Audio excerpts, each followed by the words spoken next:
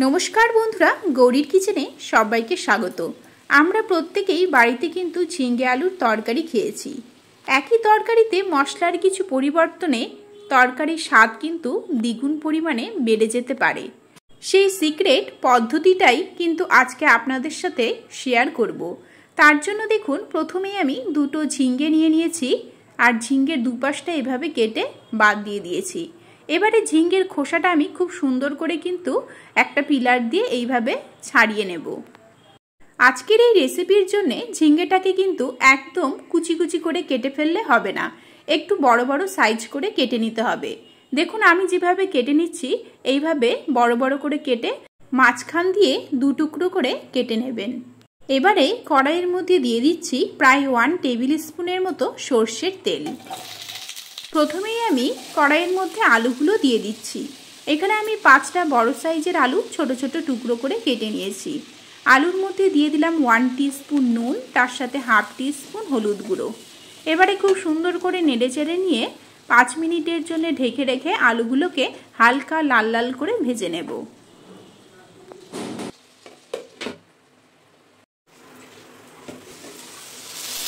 আলুগুলো যখন ঠিক এই রকম ভাজা ভাজা হয়ে আসবে তখন আমরা এর মধ্যে ঝিঙ্গেগুলো দিয়ে দেব।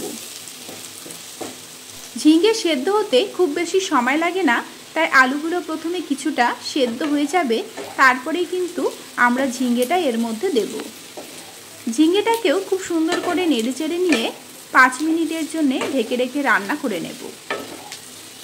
এর সাথেই অন্যদিকে আমরা মশলাটা বানিয়ে নেব। তার জন্য একটা মিক্সিং বোলের মধ্যে প্রথমেই নিয়ে নিলাম দুটো কাঁচা লঙ্কা, দিয়ে দিচ্ছি হাফ ইঞ্চি আদা, তার সাথে 5টা গোটা কাজু এবং নিয়ে নেব প্রায় 25 থেকে 30 গ্রামের মতো পোস্ত। এবারে এর মধ্যে দিয়ে দিচ্ছি 1 টিস্পুনের মতো গোটা জিরে। এগুলোকে আমি শুকনো অবস্থাতেই প্রথমে গুঁড়ো করে নেব, তারপরে সামান্য পরিমাণে জল দিয়ে আবারও মিহি করে একটা পেস্ট বানিয়ে নেব। আপনারা কিন্তু শিলপাটাতেও বেটে নিতে পারেন। অন্যদিকে দেখুন ঝিঙ্গেটাও অনেকটা নরম হয়ে এসেছে। ঠিক এই সময় আমরা যে পেস্টটা বানিয়ে রাখলাম সেই পেস্টটা দিয়ে দেব। এর মধ্যে সামান্য পরিমাণে জল নিয়ে জলটা দিয়ে দিচ্ছি। এবারে মশলাটাকে খুব সুন্দর করে নেড়েচেড়ে নিয়ে প্রথমেই কিন্তু কষিয়ে নিতে হবে। আর কষানোর সময়ে অবশ্যই গ্যাসের ফ্লেমটা একদম লোতে রেখে কষাবেন। হাই ফ্লেমে এগুলো কষাতে গেলে খুব তাড়াতাড়ি কড়াইয়ের নিচে পুড়ে যাবার সম্ভাবনা থাকে। স্বাদ অনুযায়ী দিয়ে দিলাম কিছুটা নুন, তার সাথে লঙ্কা গুঁড়ো এবং সামান্য পরিমাণে চিনি। সব কিছুকে নেড়েচেড়ে নিয়ে আমি 4 থেকে 5 মিনিটের জন্য কষিয়ে নিচ্ছি। এখানে অবশ্যই ঝাল এবং নুনটা কিন্তু নিজেদের স্বাদ অনুযায়ী দেবেন। 5 মিনিট পরে ফিরে এলাম। মশলাগুলো খুব সুন্দর করে কষানো হয়ে গিয়েছে। এবারে আমরা গ্রেভির জন্য এর মধ্যে দিয়ে দেব প্রায় 1 গ্লাসের মতো গরম জল। এবারে আলুটা যতক্ষণ না অবধি ভালোভাবে সেদ্ধ হয়ে যাবে ততক্ষণ অবধি গ্রেভিটাকে খুব সুন্দর করে ফুটিয়ে নেব।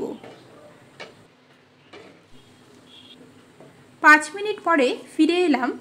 গ্রেভিটা দেখুন যেরকম গাঢ় হয়ে এসেছে, তার সাথে আলুটাও কিন্তু সেদ্ধ হয়ে গিয়েছে।